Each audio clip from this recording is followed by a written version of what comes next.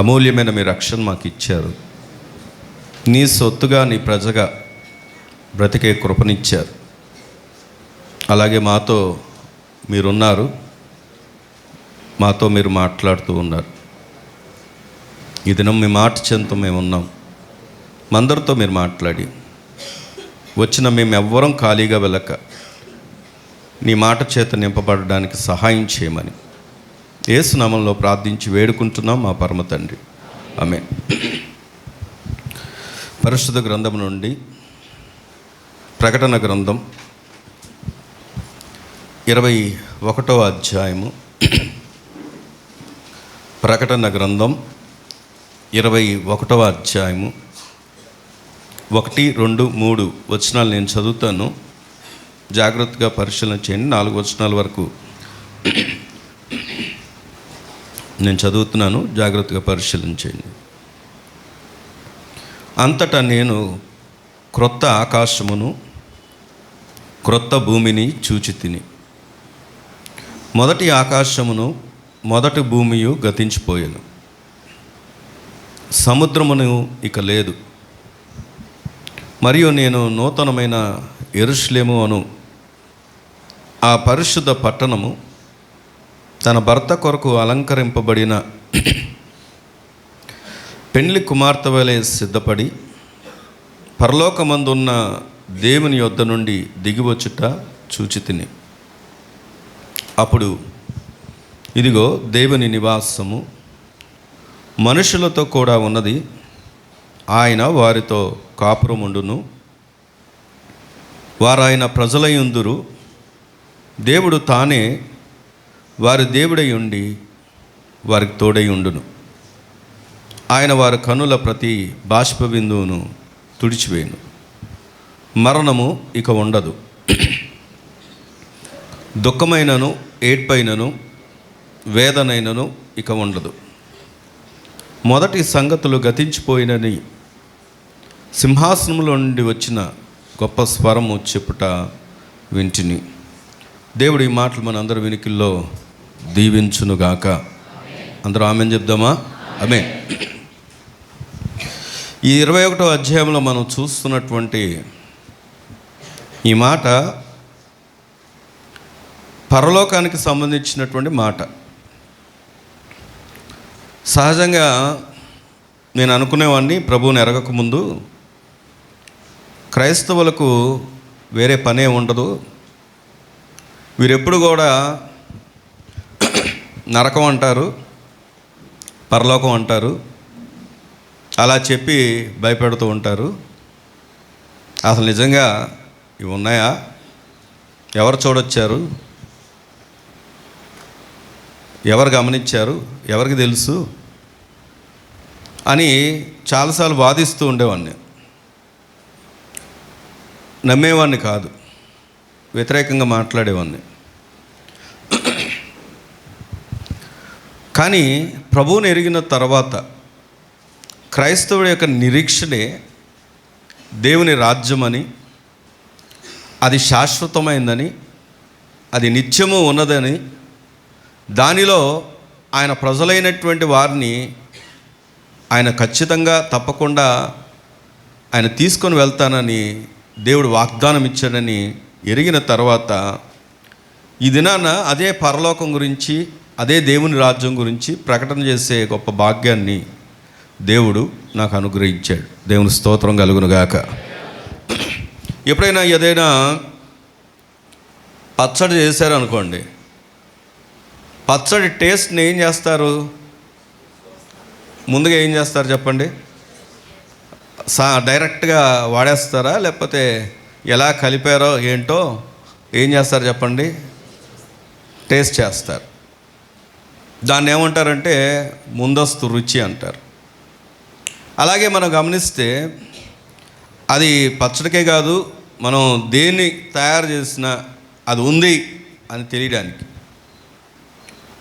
ఈ బట్టల షోరూమ్స్లో కూడా ఏం చేస్తారంటే షర్ట్లకి శాంపిల్స్ ఉంటాయి, చిన్న చిన్నవి, ఇగో క్వాలిటీ ఇలాగ ఉంటుంది అని. అదే ఫొటోస్ ఉంటాయి, ఇగో ఇలాగ ఉంటుంది, లోపల ఉన్నటువంటి వస్త్రం ఇలాగ ఉంటుంది అని. ప్రతిదానికి ఒక శాంపిల్, లేదా ఒక మాటలో చెప్పాలంటే అది మనకు డెమో మనకు కనబడుతూ ఉంటుంది. పరలోకానికి కూడా దేవుడు ఈ భూమి మీద ఏముంచాడు అంటే డెమోను ఉంచాడు. ఒక మాటలో చెప్పాలంటే ముందస్తు రుచిని చూపించడానికి కొన్ని ప్రాముఖ్యమైనటువంటి విషయాలను ఈ భూమి మీద ఆయన చూపించాడు. ఈరోజు మనం చూడబోతున్నటువంటి అంశం అంటే ఎందుకు ఈ మాటను జ్ఞాపకం చేస్తున్నానంటే, ఈరోజు ప్రభు బల యొక్క ఆరాధన, ఆయన శరీరంలో ఆయన రక్తంలో మనం పాలు పొందబోతున్నాం. ఎవరైతే యేసుక్రీస్తు వారిని రక్షకుడుగా అంగీకరించి మారు మనసు పొంది బాప్తిజ అనుభవం కలిగి ఆయన యొక్క శరీరంలో ఆయన రక్తంలో పాలు పొందబోతున్నటువంటి వ్యక్తులకును, ఇంకా రక్షణ అనుభవం లేకుండా ఒకవేళ సమయం ఉందనుకుంటూ కొంతమంది నిర్లక్ష్యం చేస్తూ ఉంటారు. కొంతమంది ఏమో సమయం ఉందిలే తప్పకుండా అప్పుడు చూద్దాం అనే ఆలోచన చేసేవారు కూడా ఉంటారు. వారితో కూడా దేవుడు మాట్లాడుతున్న మాట ఏంటంటే, సత్యం ఎప్పుడు కూడా సత్యం. ఆ సత్యాన్ని మనం ఈరోజు తెలుసుకోబోతున్నాం. ఈరోజు మనం చూడబోతున్నటువంటి అంశం ఏంటంటే పరలోకపు ముందస్తు రుచి. మళ్ళీ నేను చెప్తున్నాను, పరలోకపు ముందస్తు రుచి. ఇదేంటి ఇలాగా ఈ మాట అంటే, పరలోకానికి కూడా మనం ముందుగా ఎలా దేవుడు చూపించాడో తెలుసుకుంటే మన యొక్క నిరీక్షణ ఏదైతే ఉందో, దేవుడు వస్తాడన్నటువంటి నిరీక్షణ ఏదైతే ఉందో దాన్ని ఖచ్చితంగా మనం ఎరిగి ముందుకు వెళ్ళగలం. ఇంగ్లీష్లో ఇదే మాటను ద 4 టేస్ట్ ఆఫ్ ప్యారడైస్. మళ్ళీ చెప్తున్నాను, ద 4 టేస్ట్ ఆఫ్ ప్యారడైస్ లేదా హెవెన్. రండి మరొకసారి దేవుని వాక్యాన్ని చదివితే 21వ అధ్యాయం 1వ వచనం. అంతటా నేను క్రొత్త ఆకాశమును క్రొత్త భూమిని చూచితిని. మొదట ఆకాశమును మొదటి భూమియు గతించిపోయిను, సముద్రమును ఇక లేదు. చాలు. ఇక్కడ దేవుని వాక్యాన్ని మనం గమనించినప్పుడు అక్కడ రాయబడినటువంటి మాట ఏంటంటే, కొత్త ఆకాశమును కొత్త భూమిని చూచితిని, మొదటి భూమియు గతించిపోయాను, సముద్రం ఇకను లేదు. దేని గురించి చెప్తున్నాడు అంటే, ఇక మళ్ళీ ఈ భూమి అనేది ఇక ఉండదు. మరొక క్రొత్త భూమి దేవుడు సృష్టించబోతున్నాడు. మరొక కొత్త ఆకాశమును దేవుడు సృష్టించబోతున్నాడు. ఇక సముద్రం అక్కడ లేదు. అక్కడ ఎవరుంటారు అంటే పరిశుద్ధ పట్టణం అది. ఆ పరిశుద్ధ పట్టణంలో ఎవరు వెళ్తారు అంటే అలంకరింపబడి పెళ్లి కుమారుడు కొరకు ఎదురు చూస్తున్నటువంటి పెళ్లి కుమార్తెలు. వినండి, బైబిల్ చెప్తున్న మాట ఏంటంటే, భర్త ప్రభు అయిన యేసుక్రీస్తు వారు పెళ్లి కుమార్తె ఎవరు అంటే స్త్రీ లేదు, పురుషు లేడు. స్త్రీ పురుష భేదం అనేది ఈ భూమి మీదే. ఆత్మకు ఇక స్త్రీ పురుష భేదం లేదు. అందరూ కూడా వధువు సంఘంగా ఒక దినము ఎవరిని కలుసుకోబోతున్నారంటే ప్రభువును కలుసుకోబోతున్నారు. ప్రభు రాజ్యమునకు చేరబోతున్నాం. అదే పట్టణం అంటే పరిశుద్ధ పట్టణం. ఆ పరలోకముందున్న ఆ పట్టణంలో ఏమేమి ఉంటాయి అంటే 3వ వచనంలో చూస్తే అక్కడ దేవుని నివాసం. దేవుని స్తోత్రం కలుగును గాక. ఏముంటుందంట? దేవుని నివాసం. అక్కడ ఆయన ఏం చేయబోతున్నాడంటే ఆయన వారితో కాపురమును. ఎవరితో? పెళ్లి కుమార్తెతో. ఇంతకీ పెళ్లి కుమార్తె ఎవరు అంటే మనమందరము కూడా వధువు సంఘం. ఒక దినం ఆయన భర్తగా ఏలుబడి చేయబోతున్నటువంటి రాజ్యం పరలోకం. అక్కడ ఇంకేముంటాయి అంటే దేవుడు వారికి తోడై ఉండి, దేవుడే వారికి ఏమై ఉన్నాడంట? దేవుడై ఉంటాడంట, వారికి తోడై ఉంటాడంట. కింద వాటిలోకి వెళ్తే అక్కడ ఏమి లేదంటే ఆయన వారి కనుల ప్రతి బాష్ప బిందువును తుడిచి. ఇక్కడ ఈ భూమి మీద వినాలి, చివరి వరకు వింటున్నారని అనుకుంటున్నాను. ఈ భూమి మీద మనకు దుఃఖం ఉంది, బాధలు ఉన్నాయి, కష్టాలు ఉన్నాయి, వ్యాధులు కూడా ఉన్నాయి. ఒకవేళ ఈరోజు దేవుడు తగ్గిస్తే మళ్ళీ రాకుండా ఉండదు, మళ్ళీ ఏదో ఒక బలహీనత వస్తుంది. వయసు రీత్యా మనం ఒక 20 సంవత్సరాల క్రితం ఉన్నట్లుగా ఇప్పుడు అదే బలం ఉందా అంటే బలం లేదు. నేను ఆర్మీ నుండి వాలంటరీ రిటైర్మెంట్ తీసుకొని వచ్చినప్పుడు వెనక మెట్లు ఏ రోజు కూడా నడిచి వెళ్ళేవాని కాదు, నడిచి వచ్చేవాని కాదు. ఎప్పుడు కూడా పరిగెత్తుకుంటూ వెళ్ళేవాని, పరిగెత్తుకుంటూ వచ్చేవాను. అది నాకు అలవాటు, స్పీడ్గా వెళ్ళాలనే దాంతో. ఇప్పుడు అలాగే పరిగెత్తగలను అంటే లేదు. అదేంటంటే సోల్జర్ ఎక్సర్సైజ్ బాడీ అంటే అన్నీ అయిపోయాయి ఖచ్చితంగా. అంటే ఎందుకు ఈ మాట అంటే ఎప్పుడు ఒకేలాగా ఉన్నాం. ఈ శరీరం అన్నాక క్షీణిస్తూ ఉంటుంది. కానీ దేవుడు ముఖ్య ఉద్దేశం ఈ భూమి మీద నిన్ను ఇక్కడే పరిమితం చేయడానికి కాదు, కానీ శాశ్వతమైనటువంటి దేవుని రాజ్యంలో ఏముంది అంటే అక్కడ చూడండి, దుఃఖము లేదు, ఏడుపు లేదు, వేదనిక ఉండదు. ఇంకా అక్కడ రాయబడిన మాట మరణమిక ఉండదు.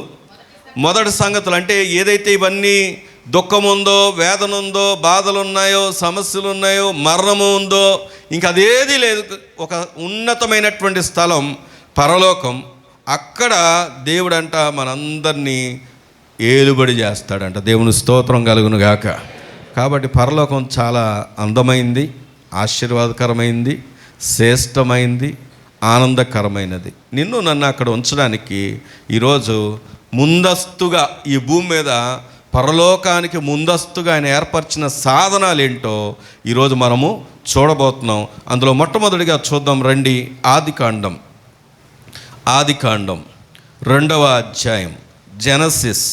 ఎవరైనా ఇంగ్లీష్ బైబిల్ ఫాలో అవుతే జెనసిస్ చాప్టర్ 2, ఆదికాండం 2వ అధ్యాయము 9వ వచనాన్ని కనుక మనం చదువుకుంటే,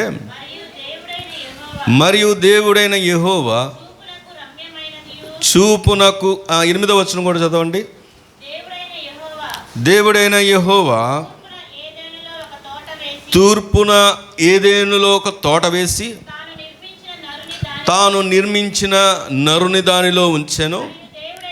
మరియు దేవుడైన యెహోవా చూపునకు రమ్యమైనదియు ఆహారమునకు మంచిదియు అయి ఉన్న ప్రతి వృక్షమును, ఆ తోట మధ్యను జీవవృక్షమును, మంచి చెడ్డలను తెలివినిచ్చు వృక్షమును నేల మీద నుండి మొలిపించను. దేవుని స్తోత్రం కలుగును గాక.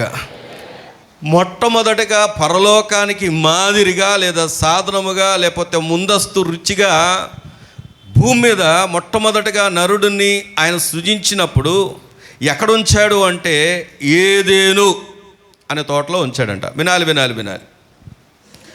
ఏదెను తోట మనం ఆలోచన చేస్తే ఆ వనం ఏదైతే ఉందో, ఏదెను దేనికి సాదృశ్యంగా ఉంది అంటే దేవునితో సహవాసానికి సాదృశ్యంగా ఉంది. దేవుని స్తోత్రం కలుగును గాక. మొట్టమొదటగా దేవుడు నరునితో సహవాసం చేయడానికి, తను ఆనందించడానికి, అక్కడే మనం గమనిస్తే మనకు తెలుసు ఆదాము హవ్వ వారిరువురిని ఆయన అందులో ఉంచితే తినవద్దన్నటువంటి పండు తినడం ద్వారా వారి భూమి మీదకి ఏం తీసుకొచ్చారంటే పాపము, శాపము తీసుకొచ్చి దేవుని యొక్క ప్రణాళిక నుండి మానవుడు తప్పిపోవడానికి వారు కారణమయ్యారు. వింటున్నారా? అసలు ఈ భూమి మీదకి పాపం ఎలాగొచ్చింది? దేవుని వాక్యం చెప్తున్నమాట, తల్లి గర్భమందు ఉండగానే మనం ఏమై ఉన్నామంట? పాపలు. ఎలా వచ్చింది పాపం? ఎవరైనా ట్రైనింగ్ ఇస్తారా? ఏమంటే పిల్లలకి ఎవరైనా, అరే ఈరోజు నువ్వు స్కూల్కి వెళ్తున్నావా, నీకు ఒక టార్గెట్ ఇస్తున్నాను రా, ఎన్ని పెన్సిల్ ఎత్తుకొచ్చేస్తావో, ఎన్ని పెన్నులు ఎత్తుకొచ్చేస్తావో ఎత్తుకురా అని ఎవరైనా చెప్తారా? చెప్పకపోయినా చాలాసార్లు ఏం జరుగుతూ ఉంటుందంటే ఒకరితో ఒకరు తెచ్చేసుకుంటూ ఉంటారు. కొన్నిసార్లు అరే ఈరోజు ఎంతమందిని కొట్టొస్తావో చూస్తాను రా, నీకు టార్గెట్ ఇస్తున్నావు అని ఎవరైనా నేర్పుతారా? కానీ కొట్టుకునే స్వభావం, తిట్టుకునే స్వభావం, దొంగతనం చేసే స్వభావం, అబద్ధం ఆడే స్వభావం, ఇవన్నీ ఎక్కడి నుండి వచ్చాయి? నరుడు ఏమై ఉన్నాడు చెప్పండి? పాపములోనే పుట్టి ఉన్నాడు కనుక. అయితే దీనికి మూల కారణం ఏంటంటే ఆ పాపం అన్నది, ఆ శాపం అన్నది ఆనాడు ఆది కాలం నుండి ఆ యొక్క ఆదాము నుండి వచ్చినటువంటిది ఏలుబడి చేస్తుంది. అయితే ఈరోజు పరలోకం గురించి నేను మాట్లాడుతూ ఏదైనా అనే మాటను ఎందుకు జ్ఞాపకం చేశాను అంటే, ఏదైనాలో మనం ఇందాక చదువుకున్న వచనంలో ఏముంది అంటే జీవవృక్షం దగ్గర చూడండి, అక్కడ మాట చూద్దాము. ఆ తోట మధ్యను జీవవృక్షమును, మంచి చెడ్డల తెలివినిచ్చు వృక్షమును. దేవుని స్తోత్రం కలుగును గాక. ఏముందంట ఆ తోటలో? జీవవృక్షం ఉంది. అదే మాట ఎక్కడైనా ఉందా అని చూద్దాము అంటే రండి దేవుని వాక్యం నుంచి చూద్దాం. మరొక మాట కూడా చూసిన తర్వాత 10వ వచనంలో ఆ తోటను తడుపుటకు ఏదోనులో నుండి ఒక నది బయలుదేరి అక్కడ నుండి చీలిపోయి 4 శాఖలు అయ్యాయంట. చాలండి, వినండి వినండి వినండి, జాగ్రత్తగా అర్థం చేసుకోవడానికి ప్రయత్నం చేయండి. ఈ తోటలో ఏమేమి ఉన్నాయంటే, ఒకటి జీవవృక్షం కనబడుతుంది. ఇంకా ఈ తోటలో ఏమున్నాయంటే ఒక నది కనబడుతుంది. ఇది ఇంకెక్కడైనా కనబడుతుందా అంటే, దేవుని వాక్యాన్ని కనుక మనం పరిశీలన చేస్తే ప్రకటన గ్రంథం 22వ అధ్యాయము, ప్రకటన గ్రంథం 22వ అధ్యాయము 1వ వచనాన్ని కనుక మనం చదివితే, మరియు స్ఫాటికము వలె మెరయునట్టి జీవ జలముల నది దేవుని యొక్కయు గొర్రెపిల్ల యొక్కయు సింహాసనం వద్ద నుండి ఆ పట్టణపు రాజ వీధి మధ్యను ప్రవహించుట ఆ దూత నాకు చూపెను. ఆ నది యొక్క ఈవలను ఆవలను జీవవృక్షమున్నది. గట్టిగా దేవుని స్తోత్రం చెప్దామా? దేవుడు ఈ భూమి మీద ఏదేననే తోటను వేసినప్పుడు, ఆ తోటలో నరుణ్ణి ఉంచినప్పుడు, అమ్మా వినండి, ఆ తోటలో నరుణ్ణి ఉంచినప్పుడు దేవుడు ఉంచినటువంటి ఆ యొక్క ఉపయోగకరమైనటువంటి ఏమేమో కనబడుతున్నాయంటే, జీవవృక్షం ఉంది, ఇంకేముంది అంటే నది ఉంది. కానీ పాపము వలన ఈ మానవుడు దేవునితో ఉండాల్సినటువంటి సహవాసాన్ని కోల్పోయి, దేవుడు ఎప్పుడో భూమి మీదే పరలోకంలో ఉండే ఆ భాగ్యాన్ని ఏదైతే ఉందో దాన్ని నాటితే ఏం చేశాడు మానవుడు? దాన్ని కోల్పోయాడు. ఇప్పుడు మాట అడుగుతున్నాను, వినని వాడిని ఎవడన్నా దగ్గర పెట్టుకోవడానికి ఇష్టపడతారా? ఏమండి, చెప్పిన మాట విన్నోళ్ళని మనం వదిలేస్తాం. ఇంకెన్ని చెప్పినా వీడు వినడు, వీడు వేస్ట్. కానీ ప్రభు ఎంత గొప్ప దేవుడు అంటే, నిన్ను ఆయన ఉద్దేశం ఏదైతే ఉందో, ఆయన ప్రణాళిక ఏదైతే ఉందో, నిన్ను తిరిగి అక్కడికి చేర్చడానికి ఈ భూమి మీదకి మళ్ళీ ఆయన ప్రభు అయిన యేసుక్రీస్తు వారుగా నరుడుగా ఈ భూమి మీదకి వచ్చి మానవాళి కొరకు ఏం చేశాడంటే ప్రాణం పెట్టాడు. ఆయన ముఖ్య ఉద్దేశం ఏంటో తెలుసా? నీవు నేను ఎక్కడ ఉండాలని? పరలోకంలో ఉండాలి. దేవుని స్తోత్రం కలుగును గాక. ఈ సత్యం లోకానికి తెలియక, ఈ సత్యము లోకానికి తెలియక ఏం చేస్తున్నారు అంటే దేవుణ్ణి వెంబడించలేకపోతున్నారు. ఈ రోజులో ఆశ్చర్యకరమైన విషయం ఏంటంటే, నిన్న నేను చిన్న క్లిప్ చూశాను. జర్మనీలో ఒక చర్చ్ ఓపెన్ అయింది. ఆ చర్చ్కి పాస్టర్ లేరు. అలాగని చెప్పేసి సంఘ పెద్దలు కాదు, ఆ చర్చ్కి వాక్యం చెప్పేది ఎవరు అంటే రోబోట్, ఏఐ రోబోట్. ఇదే మొట్టమొదటి చర్చ్ జర్మనీలో స్టార్ట్ అయింది.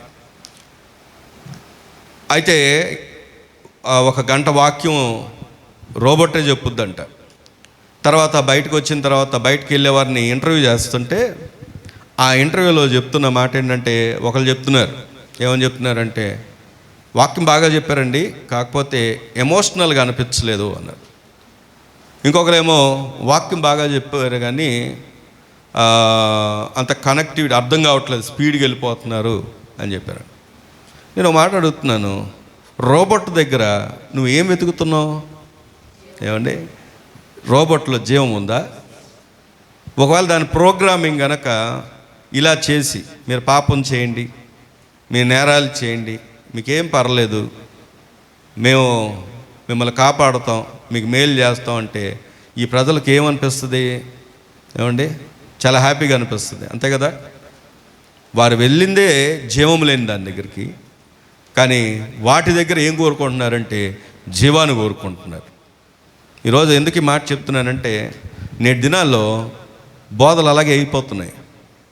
మనని ఊరడించే మాటలు, మనని ఎంతసేపు కూడా మన ఏం చేసే మాటలు అంటే ఉప్పొంగించే మాటలు మాట్లాడుతున్నప్పుడు చాలా సంతోషిస్తాం, మంచిదే, నేను వాటిని తప్పు పట్టట్లేదు.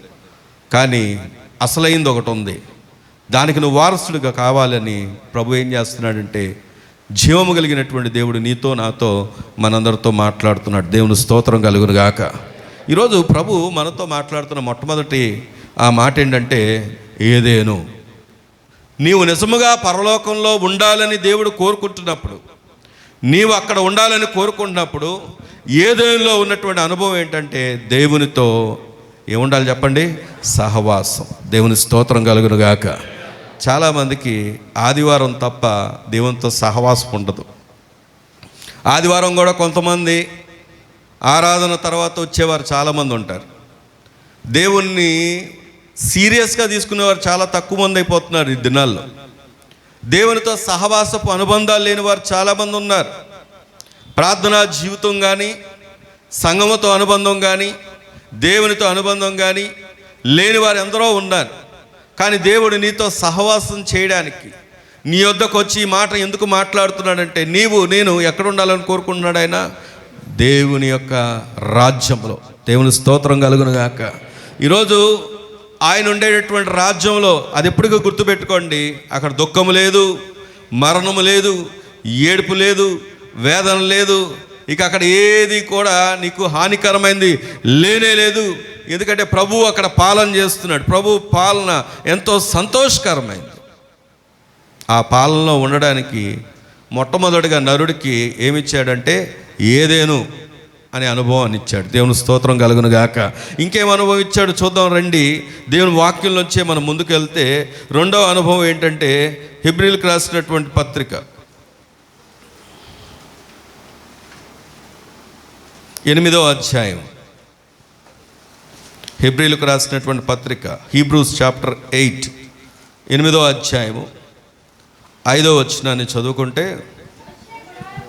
మోషే గుడారం అమర్చబోయినప్పుడు కొండ మీద నీకు చూపబడిన మాదిరి చొప్పున సమస్తమును చేయుటకు జాగ్రత్త పడము అని దేవుని చేత హెచ్చరింపబడిన ప్రకారము ఈ యాజకులు పరలోక సంబంధమగు వస్తువుల ఛాయారూపకమైన గుడారమునందు ఏంటంట? సేవ చేయుదురు. అలాగే 9వ అధ్యాయం 24వ వచనం కూడా చదవండి. అందువలన నిజమైన పరిశుద్ధ స్థలమును పోలి హస్తకృతమైన పరిశుద్ధ స్థలములో క్రీస్తు ప్రవేశించలేదు, కానీ ఇప్పుడు మన కొరకు దేవుని సముఖమందు కనబడుటకు పరలోకమందే ప్రవేశించను. గట్టిగా దేవుని స్తోత్రం చెప్దామా? ఇక్కడ మరొక అనుభవాన్ని చూస్తున్నాం. మొదటి అనుభవం ఏంటంటే ఏదేను అనుభవం, అనగా సహవాసపు అనుభవం. పరలోక సంబంధులు ఎలా ఉంటారు అంటే దేవునితో సహవాసం కలిగి ఉంటారు. ఇక్కడ మరొక అనుభవం ఏం కనబడుతుందంటే ప్రత్యక్షపు గుడారం. ఆ ప్రత్యక్షపు గుడారంలో ఏముంటుంది అంటే దేవుని మందసం, దేవుని యొక్క మందసం. ఇక్కడ మోషేకి ఇవ్వబడినటువంటి ఆ మాటను మనతో మాట్లాడుతూ ఈరోజు ప్రభు మనతో చెప్పాలనుకుంటున్నటువంటి సత్యం ఏంటంటే, దేవుని మందసం దేనికి సూచనగా ఉందంటే దేవుడు తన ప్రజల మధ్యలో ఉన్నాడు అని చెప్పడానికి సూచనగా ఉంది. దేవుని స్తోత్రం చెప్దామా? నేను మాట సూటిగా అడుగుతున్నాను. ఇశ్రాయేల్ ప్రజలు ఎక్కడున్నారు చెప్పండి? బానిసలుగా ఉన్నప్పుడు ఐగుప్తులో ఉన్నారు. దేవుడు వారి యొక్క మొరలను మర్చిపోయాడా? రండి చూపిస్తాను. నిర్గమాకాండం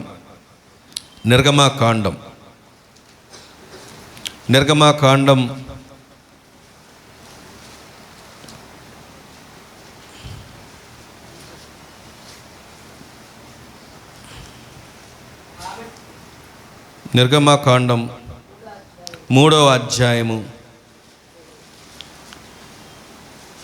7వ వచనం చదువుదామా? మరియు యెహోవా ఇట్లనెను, నేను ఐగుప్తులోనున్న నా ప్రజల బాధను నిశ్చయముగా చూచితిని. పనులలో తమను కష్టపెట్టు వారిని బట్టి వారు పెట్టిన మొరను వింటిని. వారి దుఃఖములు నాకు దేవుని స్తోత్రం చెప్దామా? ఎందుకు ఎక్కడ సంగతి చెప్తున్నాడు ఈయన? ఐగుప్తులో అంట తన ప్రజలంట పెట్టిన మొర అంట దేవుడంట విన్నాడు అంట, ఆయన చూశాడంట. ఓ అక్కలారా అన్నలారా వినండి. ఈరోజు మన మొర వినే దేవుడైనా, మన మొరను ఆలకించే దేవుడు. నువ్వు అనుకోవచ్చేమో, నా మొర ఎవరు వింటున్నారు, నా పరిస్థితి ఎవరు చూస్తున్నారు, నన్ను ఎవరు గమనిస్తున్నారు, నాకెవరు సహాయంగా ఉంటారంటే, ఐగుప్తులో ఉన్నటువంటి ఇశ్రాయేలు ప్రజల యొక్క మొరను కూడా దేవుడు చూసినవాడు. ఇంతగా ఐగుప్తు ఏమన్నా దేవుడు ఏర్పరిచినటువంటి పట్టణమా అంటే, అది ఇశ్రాయేల్, అది శత్రువులు ఉన్నటువంటి ప్రాంతంలో ఉన్న వ్యక్తులను కూడా దేవుడు ఏం చేస్తున్నాడు చెప్పండి, చూశాడు. అన్నా అక్క వినండి, ఈరోజు మన యొక్క భక్తి, మన యొక్క కన్నీరు, మన యొక్క దుఃఖము, మన యొక్క సమస్య ప్రభువుకు తెలియకుండా ఉన్నది కానే కాదు. దేవుని స్తోత్రం కలుగును గాక. మరి ఆయన వింటున్నాడు, చూస్తున్నాడు కదా. మరి విన్నటువంటి దేవుడు వాటిని తొలగించలేడా అంటే, రెప్పపాటులో మార్చలేడా అంటే మార్చగలడు. కానీ ఇశ్రాయేల్ ప్రజలకు ఎందుకు అన్ని సంవత్సరాల సమయాన్ని తీసుకున్నాడు? మోషేని అన్ని సంవత్సరాలు ఎందుకు అరణ్యంలోకి పంపించాడు? దేవునికి ఒక ప్రణాళిక ఉంది, దేవునికి ఒక ఉద్దేశం ఉంది, దేవునికి ఒక ఆలోచన ఉంది. దేవుని యొక్క ఆలోచనలు ఎల్లప్పుడూ కూడా ఉన్నతమైనవి. దేవుని వాక్యాన్ని మనం పరిశీలన చేస్తే ఆయన తలంపులు మన తలంపుల కంటే, ఆకాశము కంటే ఉన్నతమైనవంట. దేవుని స్తోత్రం కలుగును గాక. మరి ఆయన అలాగని చెప్పి విడిచిపెట్టేశాడా, వదిలేశాడంటే, ఆయన వదిలేసే దేవుడు, మనమే వదిలేస్తాం. నాతో పాటు ఒక ఫ్రెండ్ ఆర్మీలో, నేను ఇంతకుముందు కూడా పంచుకున్నాను, కొత్తగా వచ్చిన వారి కోసం ఈ మాటను జ్ఞాపకం చేస్తున్నాను. బాబురావు అని, నేను ఆయన ట్రైనింగ్ చేసాం బైబిల్ ఆర్మీ ట్రైనింగ్లో ఉన్నప్పుడు. తర్వాత వాళ్ళది ఒక బెటాలియన్కి వెళ్ళారు పోస్టింగ్, నాది ఒక బెటాలియన్కి పోస్టింగ్ వెళ్ళారు. ఒకరోజు అనుకోకుండా ఒక దగ్గర ఇంకొక నాతో పాటు ట్రైనింగ్ చేసిన అతను నెంబర్లు ఇద్దరం కాంటాక్ట్లోకి వచ్చాము. తర్వాత నన్ను గ్రూప్లో యాడ్ చేశారు. నేను వాలంటరీ తీసుకుని వచ్చేసిన తర్వాత కూడా గ్రూపులో, ఆర్మీ గ్రూప్లో నన్ను యాడ్ చేశారు. వాళ్ళు ప్రతి యాక్టివిటీస్ నాకు కనబడుతూ ఉంటాయి. దాంట్లో ఒకరోజు అతను వాక్యం పెడుతుంటే ఇతను ఎలా వాక్యం పెడుతున్నాడు, ఆర్మీలో ఉండి వాక్యం పెడుతున్నాడంటే ఎలా సంభవం అయిందని నేను అనుకుంటున్నాను. తర్వాత ఒకరోజు ఫోన్ చేస్తే తెలిసిన విషయం ఏంటంటే, అతను రిటైర్మెంట్ తీసుకొని వచ్చేసి ఇప్పుడు బాపట్లలో ఒక మందిరం కడుతున్నాడని చెప్పాడు. నాకు ఆశ్చర్యం అనిపించింది. ఇది ఎలాగా, నువ్వు ఏంటి అని అడిగినప్పుడు అతను చెప్పిన సాక్ష్యం ఏంటంటే, నేను ఒకరోజు వెళ్తుంటే సివియర్ యాక్సిడెంట్ జరిగింది, నా పొట్టలో పేగులను బయటకు వచ్చేసాయి, నేను చచ్చిపోయాక నన్ను ఇమీడియట్గా మిలిటరీ హాస్పిటల్ తీసుకెళ్లారు. 4 రోజులు అక్కడే ఉన్నాను, క్రిటికల్ పొజిషన్లోకి వెళ్ళిపోయాను, ఐసీలో ఉన్నాను, లాస్ట్ డెత్ బెడ్ మీద. ఇక నేను చచ్చిపోతానని అర్థమైపోయింది. అప్పుడు నా భార్యను పిలిచి, నా పిల్లల్ని పిలిచి, మన భార్య చేతులు పెట్టి, నేను చచ్చిపోతున్నాను, పిల్లలు జాగ్రత్త అని చెప్పాను. నాకు వెంటనే ఇక నేను చనిపోతున్నాను కదా, ఇక ఊపిరి రావట్లేదు, ఎన్నో ట్రీట్మెంట్లు జరిగాయి, ఏం లాభం లేదు, చనిపోతున్నాను కదా అని ఆ సమయంలో తనకు సండే స్కూల్ ఫ్రెండ్ గుర్తొచ్చాడంట. ప్రభువుని ఎరిగి, అంటే ఆయన సండే స్కూల్ అనుభవం కలిగిన వాడే, కానీ ఆర్మీలోకి వెళ్ళిపోయిన తర్వాత లోకంలో కలిసిపోయి దేవునికి దూరం అయిపోయి దేవునికి వ్యతిరేకంగా ఉన్నటువంటి ఆ పరిస్థితుల్లో ఆయన చాలా వేదంతో సండే స్కూల్ ఫ్రెండ్కి ఫోన్ చేసి, అరే నేను చచ్చిపోతున్నాను రా, దేవుడు నన్ను క్షమిస్తాడా అని అడిగాడంట. అప్పుడు ఆ ఫ్రెండ్ చెప్పిన మాట, దేవుడు ఇప్పుడు కూడా నిన్ను క్షమిస్తాడు, ఈ క్షణంలో కూడా నిన్ను క్షమిస్తాడు, ఓసారి పశ్చాత్తాపంతో దేవునికి క్షమాపణ అడుగు అని చెప్పి అతను ఫోన్ పెట్టేశాడంట. అతను పశ్చాత్తాపంతో కన్నీటితో ఆ మంచం మీదే ఇక లాస్ట్ ఐసీలో ఉన్నాడు, ఏడుస్తూ ప్రభా నన్ను క్షమించు అన్నప్పుడు అనుకోకుండా ఒక డాక్టర్, అసలు అలా ప్రార్థన చేశాడో లేదో, ఓ డాక్టర్ వచ్చారంట.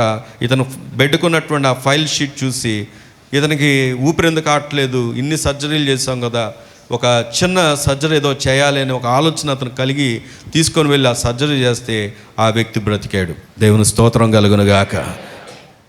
ఎందుకు ఈ విషయాన్ని జ్ఞాపకం చేశానంటే, మనం మర్చిపోతాం దేవుడు చేసిన మేలు, దేవుడు మన ఏమై ఉన్నాడో, ఏ స్థితిలో మనం జ్ఞాపకం చేసుకో, మనం మర్చిపోతాం. దేవుని గురించి తెలీదా? తెలుసు. దేవుడు ఎవరో తెలీదా? తెలుసు. మనం మర్చిపోయినా, మన స్థితిలో మారినా, మన పరిస్థితులు మారినా ఆయన మరువని దేవుడు. నేను గవర్నమెంట్ హాస్పిటల్కి వెళ్ళానని చెప్పాను, వచ్చేస్తున్నాను, మన చర్చ్లో ఉన్న సిస్టర్ వాళ్ళ శ్రీజ వాళ్ళ అమ్మగారికి బాగోకపోతే షుగర్ బాగా భయంకరంగా ఉంది, 700-800కి వెళ్ళిపోయింది. ఆమెకు సీరియస్గా ఉందని ప్రార్థన చేయడానికి వెళ్ళాను. ఆ టైంలో అక్కడ చాలా మంచాల్లో 2 మంచాలు 2 డెడ్ బాడీలు ఉన్నాయి. ఒక మంచం చివర కార్నర్లో ఉంటే నేను వచ్చేస్తుంటే వందనాలు చెప్పింది అక్కడ ఉన్న స్త్రీ. అని మా పాస్టర్ గారు అని పరిచయం చేసింది. చూశాను, ఏమైందమ్మా అంటే, నా భర్త అండి సూసైడ్ చేసుకుందామని గడ్డి మందు తాగేసాడండి అని చెప్పింది. పక్కన కానిస్టేబుల్ కూడా ఉన్నారు. ఇంకా సరే ప్రార్థన చేద్దామా వద్దా, కానిస్టేబుల్ ఉన్నారు. సరేలే అనుకొని కిందకు వచ్చేసాను. నేను 2nd ఫ్లోర్లో అది కిందకు వచ్చేసాను. కిందకు వచ్చేసాక నాకు వెంటనే బాబురావు గుర్తొచ్చాడు.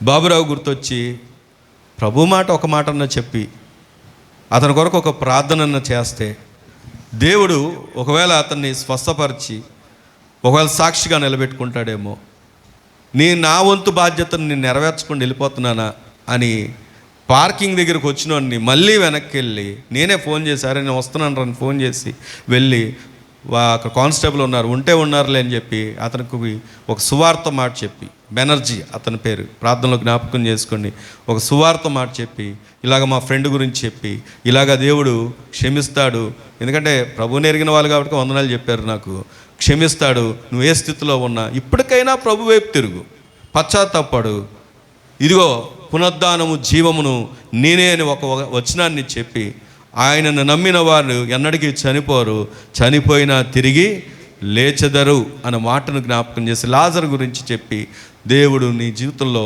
అద్భుతం చేయగలడు, కానీ నువ్వు పశ్చాత్తాపడి ప్రభు నీ క్షణంలో అడుగు అన్న.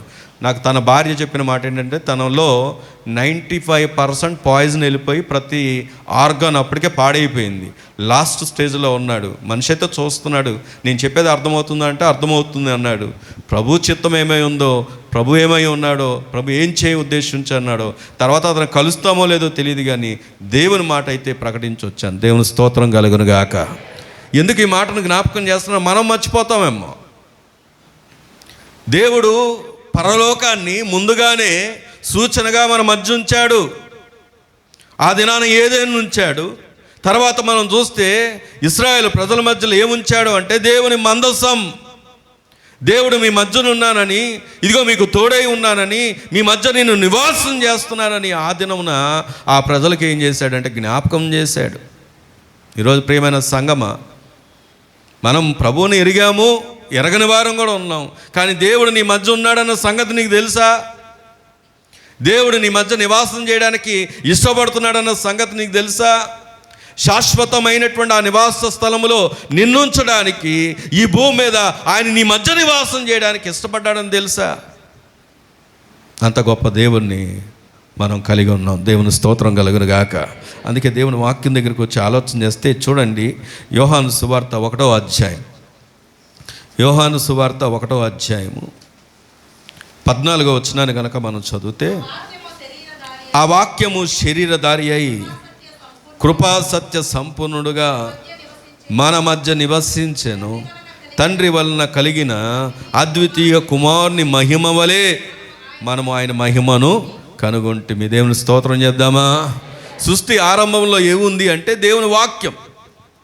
ఈరోజు లోకంలో ఉన్న వారికి, సమాజంలో ఉన్న వారికి యేసుక్రీస్తు వారు ఎప్పుడు పుట్టారనుకుంటారో తెలుసా? 2000, ఇప్పుడు 24వ సంవత్సరం కాబట్టి 2024 సంవత్సరాలకి చెందిన దేవుడు ఎందుకు అయ్యాడంటారు. కానీ దేవుని వాక్యాన్ని మనం పరిశీలన చేస్తే సృష్టి ఆరంభంలో ఏముంది అంటే వాక్యం ఉంది. వాక్యం ఎవరై ఉన్నారు? 14వ వచనాన్ని చూస్తే, ఆ వాక్యము శరీరధారిగా మన మధ్యలో ఏం చేశాడంటే నివాసం చేశాడు. వాక్యం శరీరధారిగా వచ్చింది ఎవరో తెలుసా? ప్రభువైన యేసుక్రీస్తు వారు. దేవుని స్తోత్రం చెప్దామా. ఇప్పుడు చెప్పండి, 2024 సంవత్సరాలు చెందిన దేవుడా? సృష్టి ఆరంభంలో వాక్యం ఉందని వాక్యం జలవిస్తుండగా ఆ వాక్యం శరీరధారిగా వచ్చింది ఎప్పుడో తెలుసా? 2024 సంవత్సరం. కానీ ఆయన ఎప్పుడున్నాడో తెలుసా? ఆదిలోనే ఉన్నవాడు. దేవుని స్తోత్రం కలుగునుగాక. ఈ లోకంలోకి ఈ సత్యం అర్థం కాక ఈయన 2024 సంవత్సరాలకు సంబంధించిన దేవుడండి, మా దేవుడైతే ఎప్పుడు నుండి ఉన్నాడంట. నేను ఎవరిని విమర్శించట్లేదు, కానీ ఈ బైబిల్లో ఉన్నటువంటి దేవుడు, ఈ ప్రభువైన యేసుక్రీస్తు వారు సృష్టి ఆరంభంలోనే ఉన్నాడు.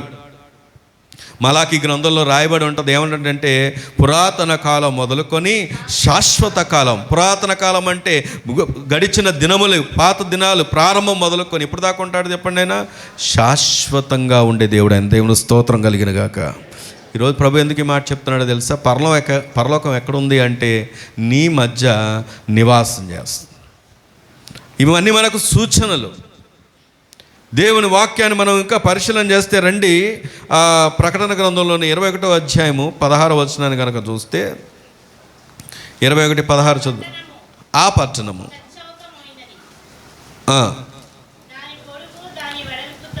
దాని పొడుగు దాని వెడల్పుతో సమానము. అతడు ఆ కొలకర్రతో కొలవగా అయినది సమముగా ఉన్నది. తర్వాత 22వ వచనం చదవండి. ప్రభువును గొర్రె పిల్లయు దానికి ఏమై ఉన్నారు చెప్పండి. గట్టిగా దేవుని స్తోత్రం చెప్దామా? ఇంకా గట్టిగా చెప్దామా? దానికి కొలువు, దాని వెడల్పు, దాని లోతు సమస్తం కూడా నిర్ణయించిన వాడు ఎవరో తెలుసా? దేవుడే. దానికి ఆయన దేవుడై ఉన్నాడు. దేవుని స్తోత్రం కలుగును గాక. ఈరోజు మనం కట్టే ఇల్లు, వినండి, మనం ఒక రాక కడతాము. అంతెందుకు ఈ చర్చ్ కన్స్ట్రక్షనే ఆలోచన చేయండి. ఇప్పుడున్న చర్చిలు వేటిలో కూడా అటకలు ఉండవు. ఎందుకంటే అటకలు ఉన్న కానుండి అన్నీ స్టోరేజ్ పెరిగిపోతూ ఉంటాయి. కాబట్టి ఇప్పుడు ఉన్నటువంటి చర్చెస్ అన్నీ ఈ సౌండ్ వెళ్ళడానికి ఏం చేస్తారంటే ప్లెయిన్గా పెట్టడం ప్రారంభిస్తున్నారు. మనం అప్పుడు కట్టేటప్పుడు ఇది మనకు చాలా అవసరం. కానీ ఇప్పుడు ఏమనిపిస్తుంది, అరే ఇలా కట్టకుండా ఉంటే బాగుండేది, ఇలా ప్లెయిన్గా ఉంటే బాగుండేది, అప్పుడు సౌండ్ చాలా ఈజీగా వెళ్తుంది అని అనుకుంటూ ఉంటాం. ఎందుకు ఈ మాట చెప్తున్నానంటే మన టేస్ట్ ప్రకారం మనం కట్టుకున్న ఇంటిలో కూడా ఎన్ని లోపాలను చూస్తూ ఉంటాం.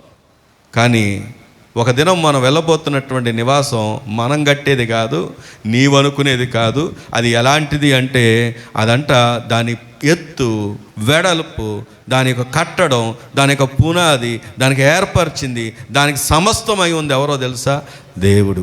దేవుని స్తోత్రం కలుగును గాక. నిన్ను నన్ను అక్కడ ఉంచడానికి ఈరోజు మరొక అనుభవాన్ని జ్ఞాపకం చేస్తున్నాడు. అదేంటంటే మందస్సం, అనగా దేవుని నివాసం. ఎక్కడుంది? మన మధ్యలో ఉంది. 3వ మాట చూద్దాం, చూడండి. నేను త్వరగా వెళ్ళిపోతున్నాను. మత్తయి సువార్త 26వ అధ్యాయం.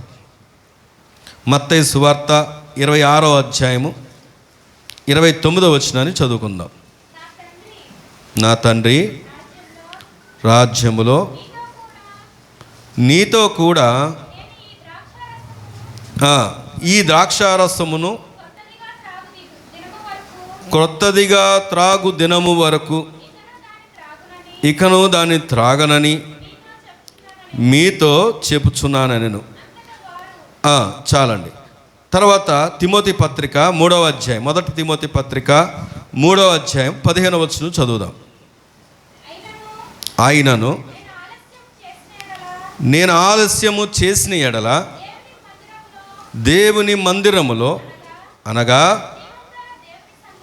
జీవము కలిగిన దేవుని సంఘములో జనులెలాగు ప్రవర్తింపవలనో అది నీకు తెలియవలనని ఈ సంగతులన్నీ నీకు రాయుచున్నానని. దేవుని స్తోత్రం చెప్దామా? గట్టిగా చెప్దామా?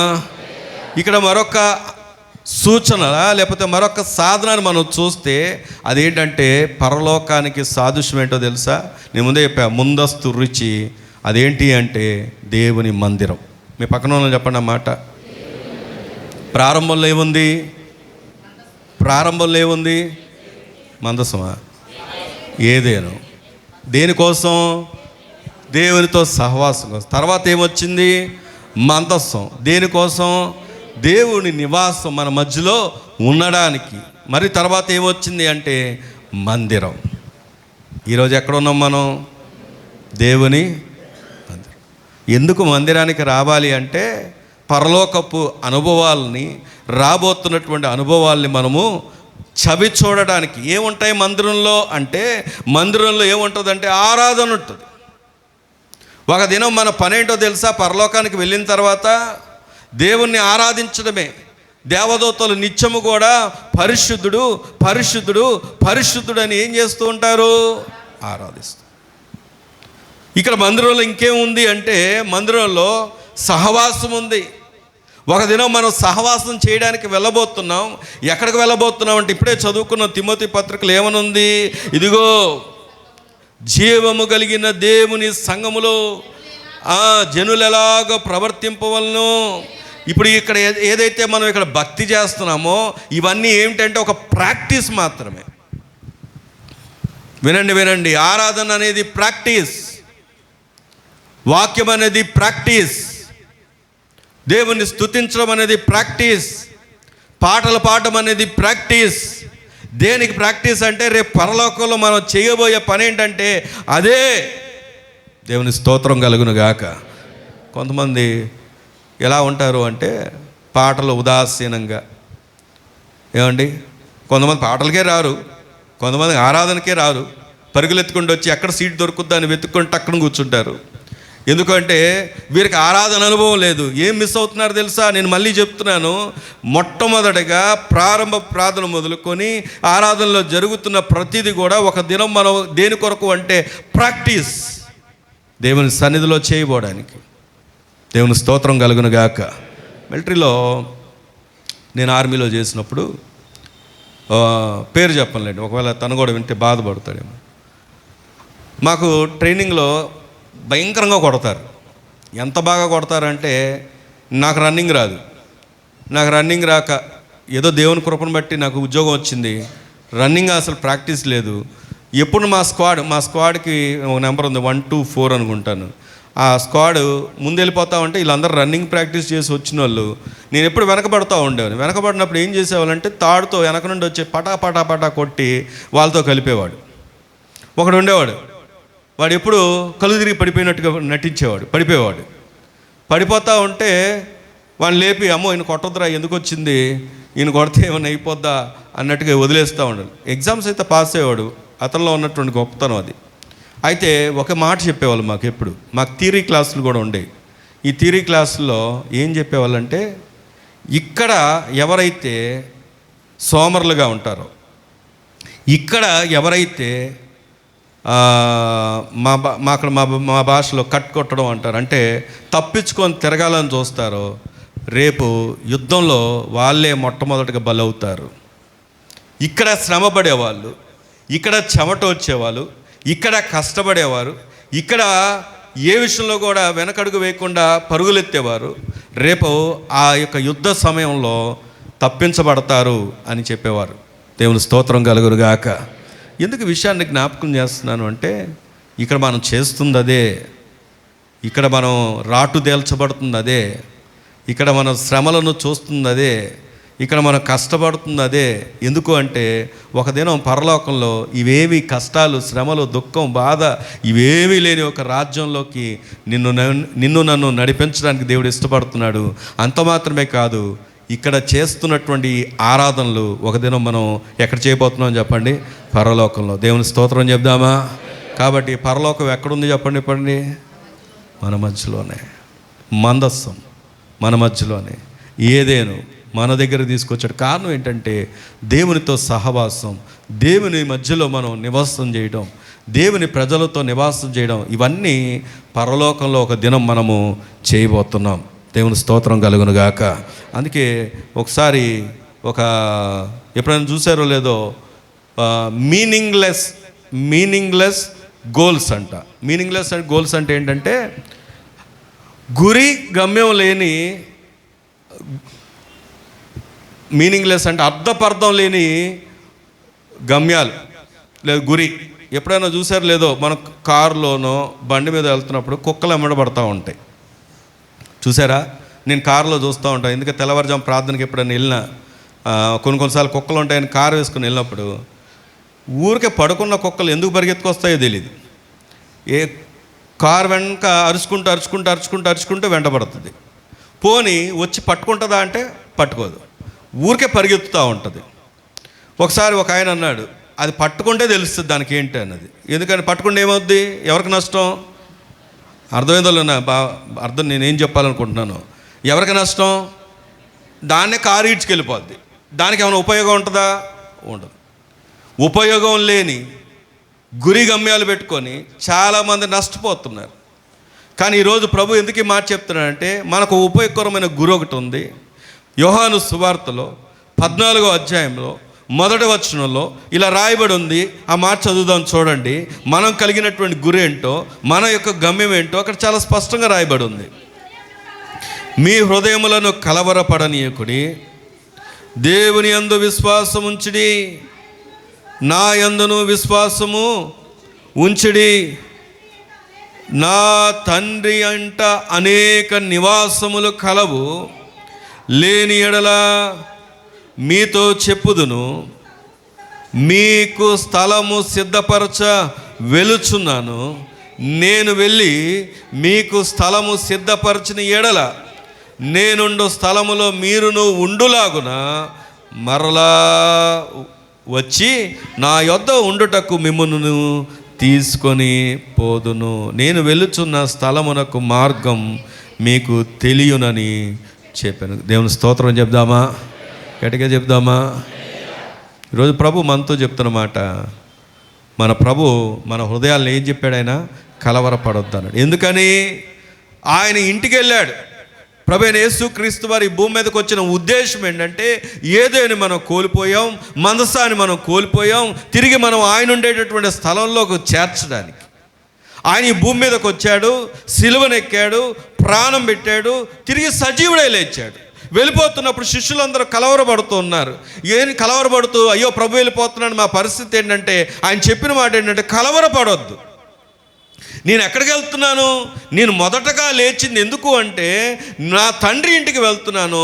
నా తండ్రి ఇంట ఏమున్నాయంటే అనేక నివాసములు. దేవుని స్తోత్రం కలుగును గాక.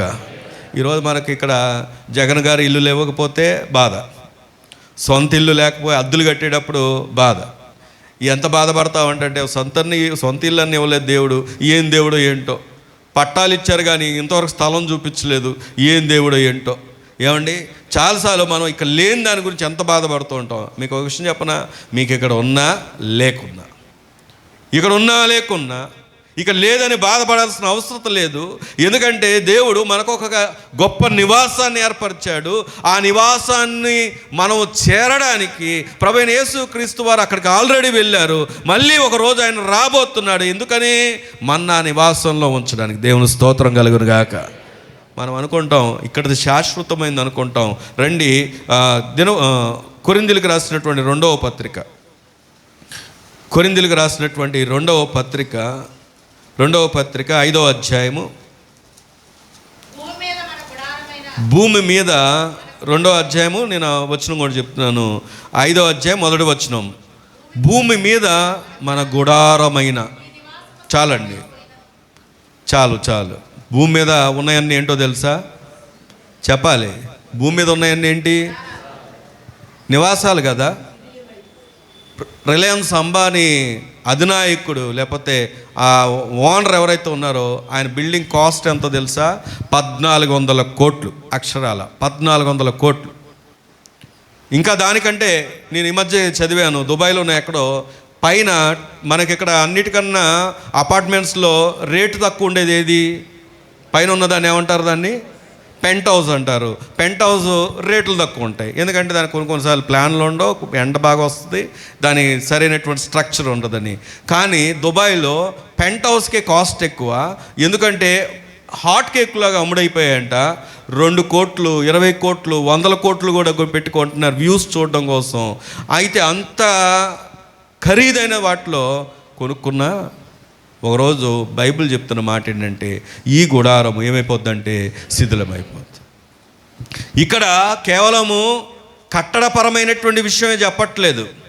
ఇక్కడ ఏం చెప్తున్నాడంటే శరీరాన్ని గురించి చెప్తున్నాడు. శరీరము ఒక దినం ఏమైపోద్దంటే శిథిలమైపోద్ది. అరే ఏంటండి, ఏదైనా శుభవార్త చెప్తారని దేవుని వాక్యం దగ్గరికి వస్తే, మందిరానికి వస్తే మీరేంటి ఇలాంటి మాటలు పలుకుతున్నారంటే, శుభవార్త ఏంటో తెలుసా? భూమి మీద ఈ గుడారము శిథిలమైపోయిన, చేతి పని కాక దేవుని చేత కట్టబడినదియు నిత్యమును అయి ఉన్న నివాసము ఎక్కడుందంట? పరలోకమందు మనకున్నదని ఎరుగుదాం. గట్టిగా దేవుని స్తోత్రం చెప్దామా? ఎంతగా మనం శిథిలమైపోయే దాని గురించి చెప్తున్నాడా, లేకపోతే ఉన్నదాని గురించి చెప్తున్నాడా? ఉన్నదాన్ని చెప్తున్నాడు ఆయన. ఇక్కడ ఏదైనా శిథిలమైపోవాల్సిందే. నిన్నే చదివాను, అంబానీ తమ్ముడు, ఆయన పేరు అనిల్ అంబానీ అనుకుంటా, అతనంట కాస్ట్లీయెస్ట్ కారులోంచి ఇప్పుడు సాదా కారులోకి వచ్చేసాడంట. ఎవరో తమ్ముడు. ఒకప్పుడు వీళ్ళిద్దరు అన్నదమ్ములు అందరు కలిసి ఉండేవాళ్ళు, విడిపోయారు. అంటే నేను ఒక ఎగ్జాంపుల్స్ కోసం ఈ మాట చెప్తున్నాను. అంత కాస్ట్లీయెస్ట్ కార్లు మెయింటైన్ చేసిన వ్యక్తి, సమానంగా అన్నదమ్ములు సమానంగా ఉన్నటువంటి వ్యక్తులు ఎక్కడికి వచ్చాడంట అంటే ఇప్పుడు సామాన్య కారులోకి వచ్చేసాడంట. భూమి మీద శిథిలమైపోతాయి. ఈరోజు లేను ప్రభు మన ఏం దీవించడా అంటే దీవిస్తాడు. ప్రభు ఏమో ఆశీర్వదించకుండా ఉంటాడా? ఆయన ఖచ్చితంగా ఆశీర్వదిస్తాడు. ఎందుకంటే తన పిల్లలు ఉన్నతంగా ఉండాలని కోరుకునే వాళ్ళు ఆయనే మొట్టమొదటి వ్యక్తి. కానీ దాని ముఖ్య ఉద్దేశం ఏంటంటే, ఈ భూమి మీద ఎందుకు ఆయన ఏదేని ఉంచాడంటే, ఎందుకు మందసాన్ని ఉంచాడంటే, ఎందుకు మందిరాన్ని ఉంచాడంటే, నీ మధ్య నివాసం చేస్తున్న దేవుడు ఒకరోజు మనం ఆయనతో నివాసం చేయడానికి మనని అక్కడికి చేర్చాలనుకుంటున్నాడు గనక దేవుని స్తోత్రం కలుగును గాక. అందుకే ఈ భూమి మీద ఈ గుడారం శిథిలమైపోయినా శాశ్వతముగా ఉన్న దేవుని పట్టణం మనకుంది. దాని స్థలము సిద్ధపరచ ప్రభు వెళ్ళాడు. ఒకరోజు ప్రభు రాబోతున్నాడు. ఆయన శరీరం, ఆయన రక్తం ఎందుకు అంటే ఆయన వస్తాడని జ్ఞాపకం చేసుకోవడానికి. ఆయన శరీరం, ఆయన రక్తం దేని కొరకు అంటే ఆయన నిబంధనను జ్ఞాపకం చేసుకోవడానికి. ఆయన మన కొరకు ఈ భూమి మీదకి వచ్చాడని జ్ఞాపకం చేసుకోవడానికి, మన కొరకు ప్రాణం పెట్టాడని జ్ఞాపకం చేసుకోవడానికి, మన కొరకు తిరిగి లేచాడని జ్ఞాపకం చేసుకోవడానికి, తిరిగి మనని పరలోకానికి చేర్చుతాడు అని జ్ఞాపకం చేసుకోవడానికి. దేవుని స్తోత్రం కలుగును గాక. ఏమండి మరి ప్రభు అద్భుతాలు చేస్తాడా చేయడా? రండి చూడండి, మత్తయి సువార్త 4వ అధ్యాయము. మత్తయి సువార్త 4వ అధ్యాయము 23వ వచనం చదువుదామా? యేసు వారి సమాజ మందిరములలో బోధించుచు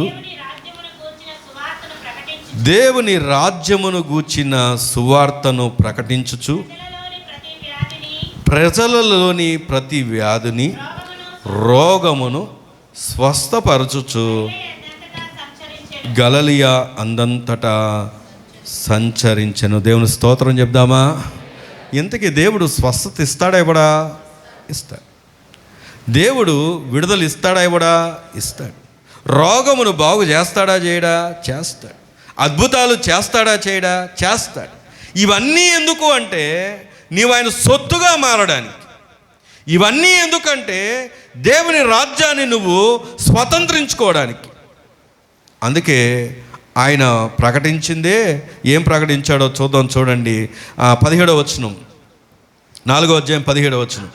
అప్పటి నుండి యేసు పరలోక రాజ్యము సమీపించి ఉన్నది గనక మారు మనసు పొందుడని చెప్పుచు ప్రకటింప మొదలుపెట్టాను. దేవుని స్తోత్రం చెప్దామా?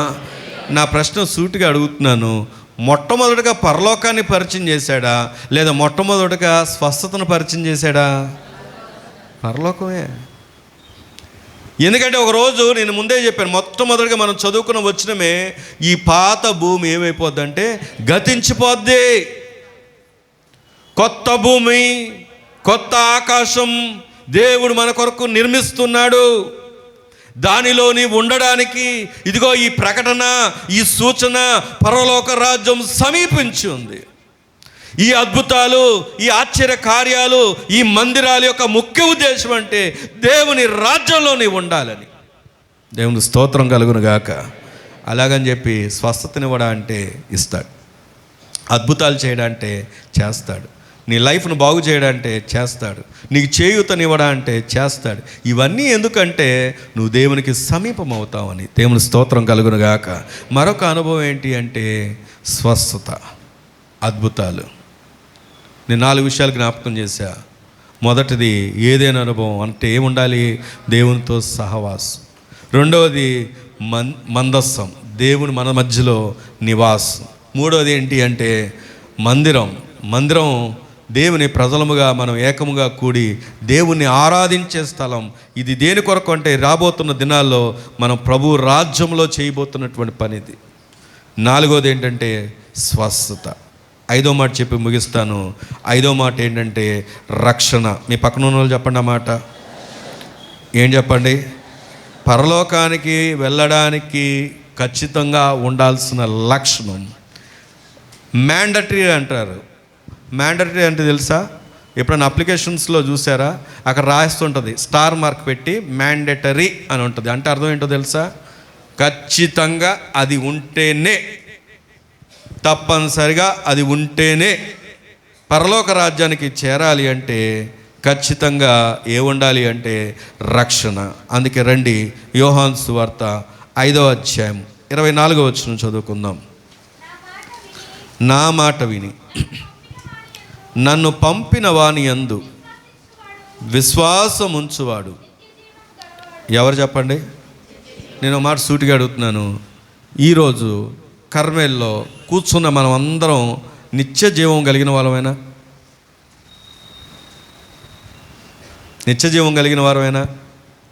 దానికి ప్రామాణికం ఏంటంటే నా మాట విని నన్ను పంపిన వాని యందు విశ్వాసం ఉంచువాడు నిత్య జీవం గలవాడు, వాడు తీర్పులోనికి రాక మరణములో నుండి ఎక్కడికి వెళ్ళాడు చెప్పండి?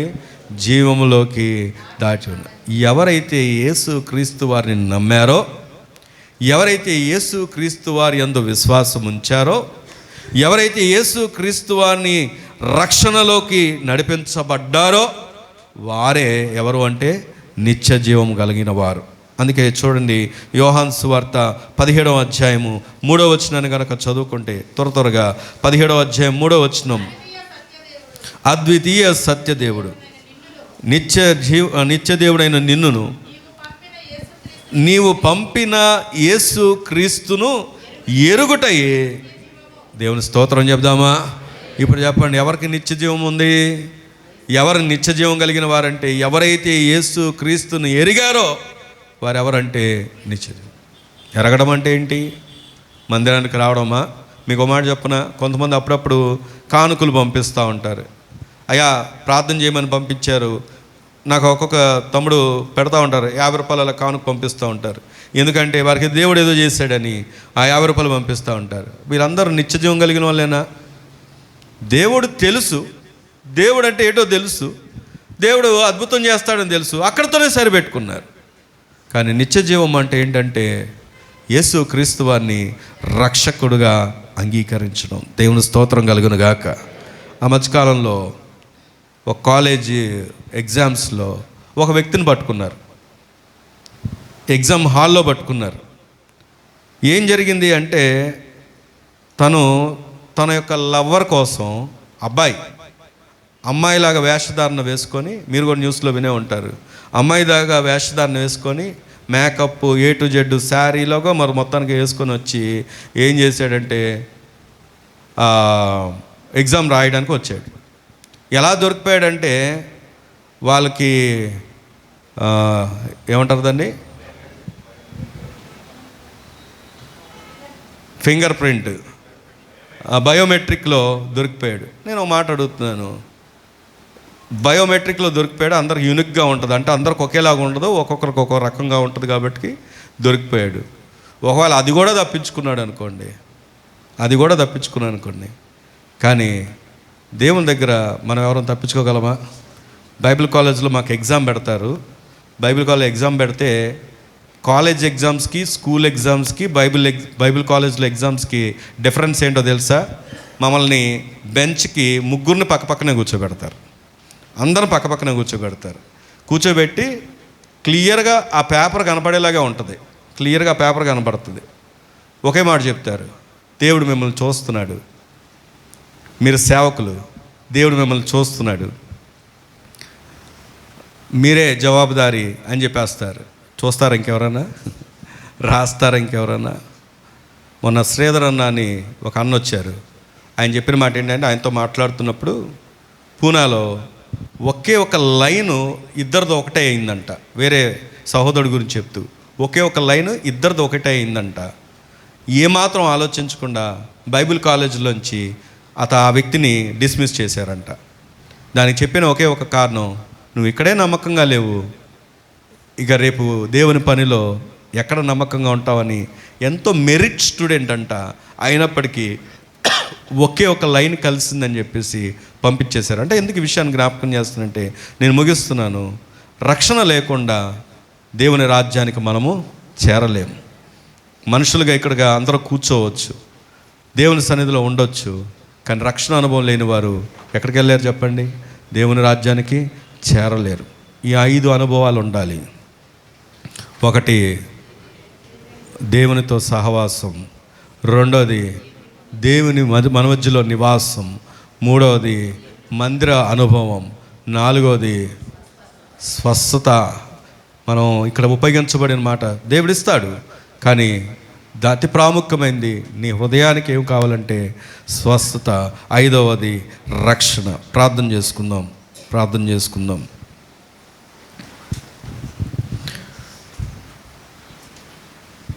ప్రార్థన చేస్తున్నాను, అందరూ ఏకీభవిద్దాం. మహాపరిశుద్ధుడైన దేవా, దయగలిగిన ప్రభు, మహోన్నతుడా, మీకు వందనాలు, స్తోత్రాలు చెల్లిస్తున్నాం. మమ్మల్ని అందరినీ బాగుగా ఎరిగిన దేవుడు, అలాగే మమ్మల్ని ప్రేమిస్తున్న దేవుడు.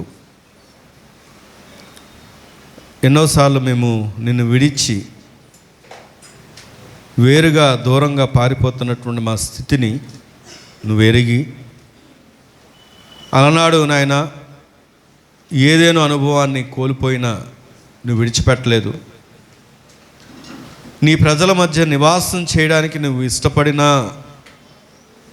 నీ ప్రజలు నిన్ను గుర్తించినప్పుడు కూడా నువ్వు దేవా విడిచిపెట్టలేదు. మందిరం అనుభవంలోకి మమ్మల్ని తీసుకొని వచ్చారు. ఎక్కడి వారమో ఎచ్చటి వారమో, భిన్న స్వభావములు కలిగిన వారం, సరైనటువంటి అవగాహన లేకుండా లోకంలో నశించిపోతున్నటువంటి మమ్మలను క్రీస్తు రక్త ప్రోక్షణలలో ఏకపరిచి, ఆయన ద్వారా మేమందరము కూడా ఈ యొక్క పరిశుద్ధ స్థలము నీ మందిరంలో చేరడానికి మీరిచ్చినటువంటి ధన్యతను బట్టి మిమ్మల్ని స్తుతిస్తున్నాము, ఘనపరుస్తున్నాం. అద్భుతాలు చేసే దేవుడవు, స్వస్థతలనిచ్చే దేవుడవు, నెమ్మదినిచ్చే దేవుడవు, గాయాలు కట్టేవాడవు, బాగు చేసేవాడవు. అయ్యా ఇగొత్తటి నాయన మా బ్రతుకుకు ఒక అర్థాన్ని ఇచ్చే దేవుడవు నాయన. అవును నాయన, శూన్యంగా ఉన్న మా జీవితాలను, వేదనకరమైనటువంటి మా స్థితిని నువ్వు ఎరిగి ఉన్నావు గనకే ప్రభువా, అవి లేని స్థలంలో మేము ఉండాలని, శాశ్వతంగా సంతోషించి ఆరాధించి ఘనపరిచే ఆ ఉన్నతమైనటువంటి ప్రాంగణం, ఆ నిత్య నివాసమైనటువంటి ఆ పరలోకంలో ఉండాలని దేవా ఈరోజు మాతో మీరు మాట్లాడారు. దాని కొరకే ఈ లోకానికి మీరు వచ్చారని, దాని కొరకే మీ శరీరము మీ రక్తమని, ప్రభువైన యేసు క్రీస్తు ద్వారానే మాకు విడుదల విమోచన ఉందని, ఆయన రాబోతున్నాడని ఆ యొక్క వాగ్దానపు జ్ఞాపకముగా మా ముందుకు తీసుకొస్తున్నారు. అందుకు మేము అర్హులము కావాలి అంటే మాకు రక్షణ ఉండాలని, ఇంకా రక్షణ నిర్లక్ష్యం చేస్తున్న ఎందరో ఇక్కడ ఉన్నారు. నీకు వేరుగా బ్రతుకుతున్న వారు ఎందరో ఉన్నారు. రక్షించబడిన తరువాత కూడా ఆ రక్షణ యొక్క ప్రాముఖ్యతను ఎరగకుండా వ్యర్థమైనటువంటి వాటిలో గడుపుతున్న వారు కూడా ఉన్నారు. దయతో క్షమించండి, కనికరించండి. ఆ రక్షణను గురించినటువంటి అవగాహన నీ బిడ్డలకు కలగచేయండి. అయ్యా ఇగో తండ్రి, నీవే నిత్య జీవమునకు మూలమని ఈ బిడ్డలందరూ ఎరగడానికి సహాయం దయచేయండి.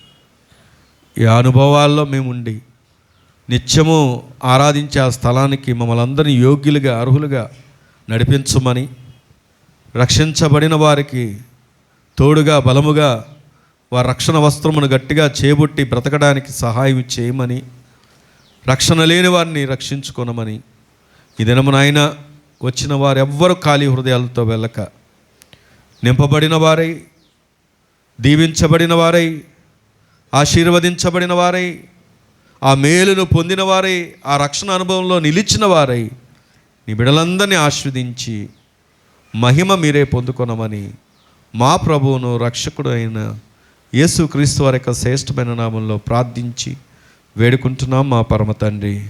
ఆమేన్. ఆమేన్.